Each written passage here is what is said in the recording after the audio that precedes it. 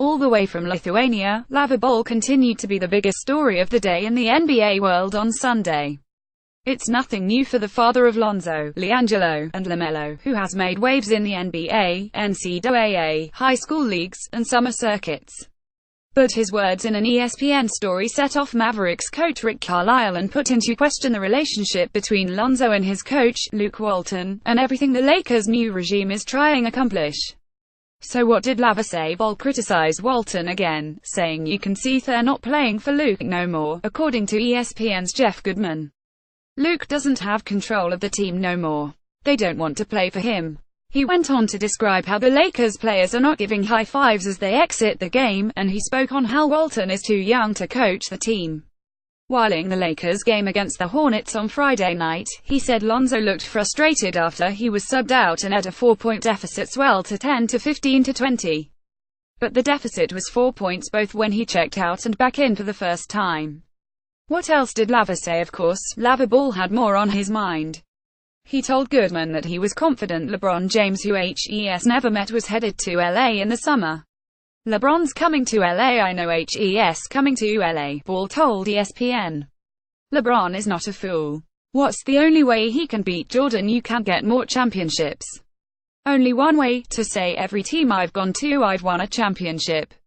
Go to Lakers and win a championship, then you're a better than Jordan. There's more ISNT there. Yep. Ball has an idea of what this hypothetical lineup around LeBron and Lonzo should look like. Yeah, it includes another one of his kids. You can't give my son the best player in the league and don't expect them not to win. Get rid of everybody. Give him LeBron and LiAngelo Ball. You got a 2 and a 3. And it's a win. It's a wrap. Then all you need are 2 rebounders, Julius Randle and Larry Nance Jr. But of course, even that team couldn't be coached by Walton, according to LaVar, even if Paul George were there too. So what did Lonzo say? Trapped between contradicting his father's words and calling out his head coach, Lonzo was in a difficult situation. He avoided saying too much. Here's a partial transcription of what Lonzo said. Reporter: so what was your reaction to what your dad said? Lonzo: he's gonna speak his mind. There's nothing I can do. Reporter: do you think Luke has lost the locker room? Lonzo: I don't think so. He's our head coach, so I'm gonna play for him. Reporter: have you ever had a conversation like that with your dad that would lead him to believe there was a problem? Lonzo: I haven't talked to him since HES been to Lithuania. I called him when he landed, but that was about it. Reporter: this is kind of consistent with some of the things your dad has said about how you need to be coached. Is this something that you've heard from him before, that he feels like Luke should not be the coach of the Lakers? Lonzo: he's coached me my whole life, so HES definitely going to have a strong opinion about it. That's about it. Reporter: do you like Luke as a coach? Lonzo: he'll play for anybody. What did Luke Walton say? Walton was poised and affirmed that he does not believe HES lost his locker room. He also believed his relationship with Lonzo was still positive. Here's a partial transcription of what he said. Reporter: does it bother you that LaVar goes on and says stuff like that? Walton: I'm fine with it.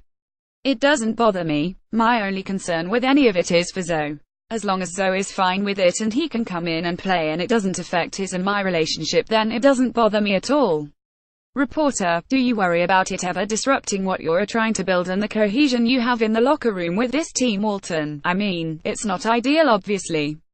The group always has each other and that's it. When we're in there and trying to fight off this losing streak and we're winning games or we're losing games or people are hurt, there's always going to be outside stuff going on. We have to rely on each other, and that's what being a team's all about.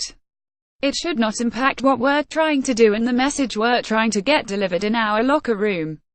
Walton also made a joke after Sunday's game about LaVar in relation to Lonzo's playing time.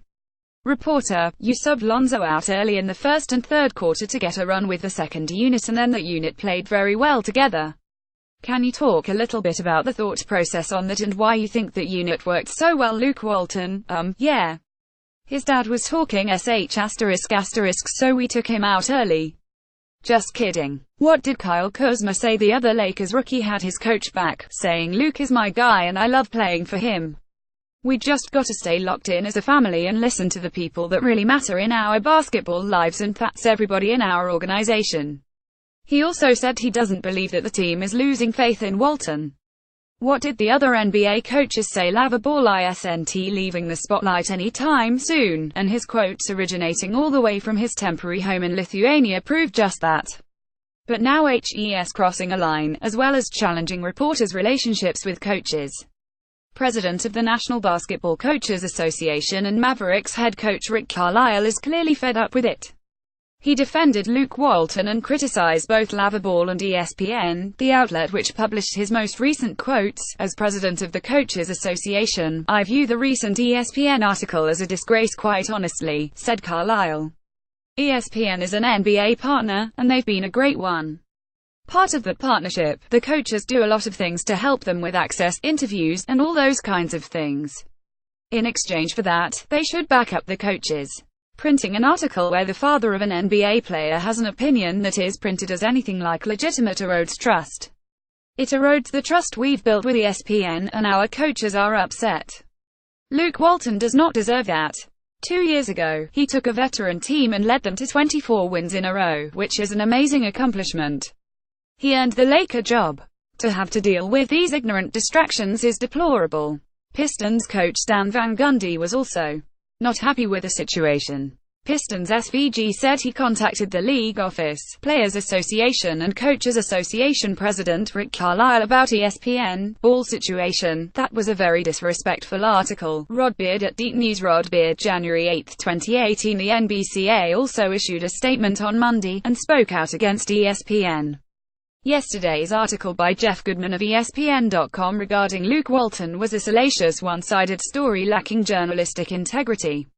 The article attacked Coach Walton on the basis of one person's unsubstantiated opinion. The story failed to provide quotes or perspectives from any players, or from Lakers management, either named or unnamed, verifying the claims made in the story. The article lacks any of the basic fundamental benchmarks and standards of reliable journalism. It is reprehensible and insulting both to our coaches and to the standards of ESPN. Steve Kerr also offered his thoughts. Is there a solution to this mess? Nothing is in sight. The Lakers have had meetings with LaVar in the past, and that hasn't worked. They've enforced rules that prevent media from mingling with friends and family inside Staples Center. That hasn't worked either. Even with LaVar halfway around the world, he's saying whatever he pleases on whatever platform he desires. Can the Lakers survive this year-round drama?